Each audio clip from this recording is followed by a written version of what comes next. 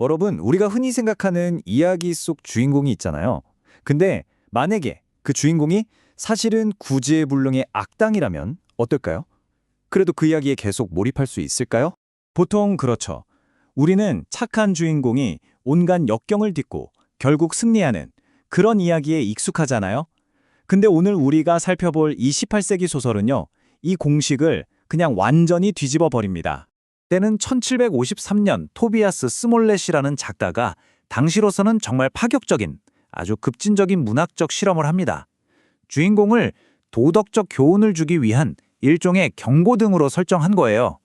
다시 말해 악당을 주인공으로 내세운 거죠. 의도는 아주 명확했습니다.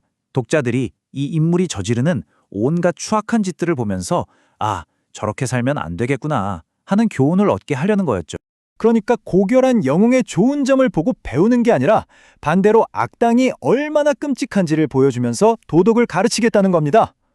자, 그럼 이 위험한 실험의 한가운데 서 있는 인물 페르디난드 카운트 팬텀이 어떻게 태어났는지 그 시작부터 한번 같이 따라가 보시죠.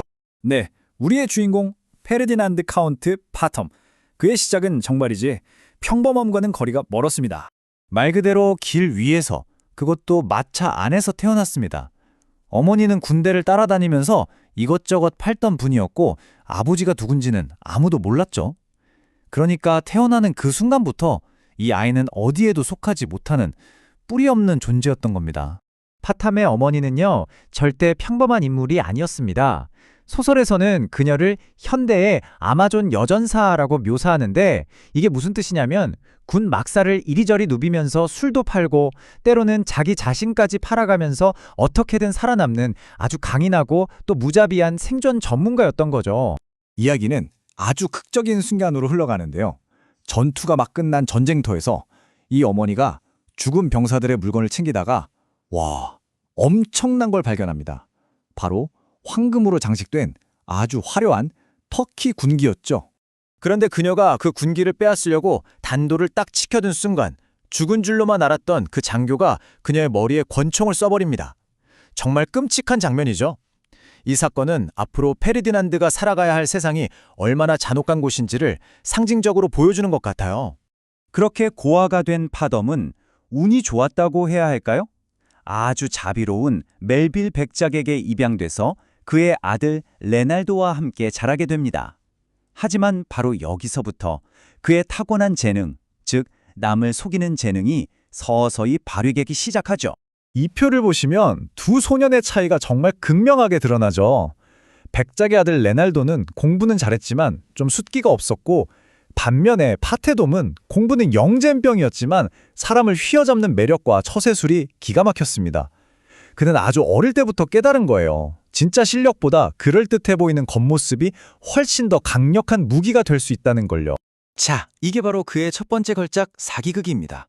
친구 숙제를 그대로 베껴놓고도 그는 오히려 칭찬을 받아요. 근데 여기서 진짜 소름 돋는 건 단순히 위기만 모면한 게 아니라는 겁니다. 그는 스스로를 아주 겸손하고 의리 있는 친구로 완벽하게 포장해요. 그러면서 동시에 진짜 실력자인 레날도를 교활한 표절범으로 만들어버리는 이 치밀함, 정말 대단하지 않나요? 이제 10대가 된 파톰은요, 학교에서 벌이던 그런 좀스러운 속임수에서 벗어나서 훨씬 더 야심찬 계획을 세우기 시작합니다. 그의 목표는 바로 백작의 딸 마드모아젤의 막대한 재산을 가로채는 것이었습니다. 하지만 이 엄청난 계획을 성공시키려면 그녀의 바로 곁에서 신뢰를 얻고 있는 내부 조력자가 꼭 필요했죠. 그래서 그는 마드모아젤의 하녀인 테레사에게 접근합니다. 나중에 큰 돈을 나눠주겠다고 약속하죠. 그런데 이 테레사라는 인물도 만만치가 않아요. 그녀는 파덤이 나중에 배신할 걸 대비해서 담보로 두만의 비밀 결혼 맹세를 요구합니다. 이렇게 해서 이해관계로 똘똘 뭉친 악당 연합이 탄생하게 된 거죠. 그런데 놀랍게도 이 두 사람의 첫 번째 타겟은 백작의 딸이 아니었어요. 그보다 더 중요한 게 있었거든요. 바로 집안에서 자신들의 입지를 그 누구도 의심하지 못할 정도로 완벽하게 다져놓는 것이었죠. 이건 뭐 나중에 벌일 더 큰 사기극을 위한 치밀한 밑작업이었던 셈입니다. 이 계획 정말 기가 막히지 않습니까? 일부러 경쟁자 하녀가 지갑을 훔치도록 덫을 놓는 거예요.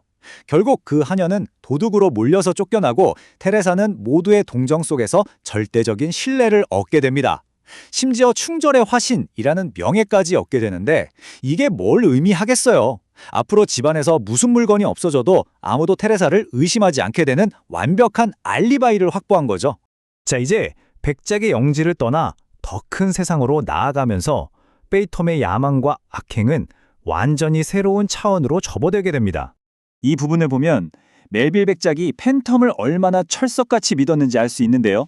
자신의 아들 레날도를 제국의 수도인 비엔나로 보내면서 팬텀에게 아들의 도덕적 본보기가 되어달라고 부탁까지 합니다. 정말 늑대에게 양을 맡기는 것도 모자라서 아예 양치기 역할까지 맡겨버린 셈이죠. 자, 그의 진화 과정을 한번 정리해 볼까요? 작은 학교에서 남을 속이는 법을 배우기 시작해서 하녀와 위험한 동맹을 맺고 마침내 제국의 수도 비엔나에서는 전문 도박사와 손잡고 자기의 가장 친한 친구 등까지 칩니다. 이제 그는 더 큰 무대에서 활약할 완벽한 악당으로 거듭난 겁니다. 이 문장이 패덤의 세계관을 정말 완벽하게 요약해 주는 것 같아요. 그는 세상을 약육강식의 정글, 그러니까 서로가 서로를 잡아먹는 것으로 본 겁니다. 속이거나 아니면 속임을 당하거나 둘 중 하나밖에 없다고 믿게 된 거죠. 그리고 이게 바로 그의 모든 악행을 정당화하는 잔혹한 철학이 된 거고요. 자, 여기서 우리는 작가의 원래 의도에 대해 다시 한번 생각해 보게 됩니다. 스몰렛은 패덤이라는 인물을 통해서 악행이 얼마나 위험한지를 경고하려고 했어요. 하지만 역설적이게도 그의 너무나 매력적이고 지능적인 이 악당 캐릭터는 수많은 독자들을 완전히 매료시켜버렸습니다. 과연 그의 실험은 의도했던 대로 성공이었을까요?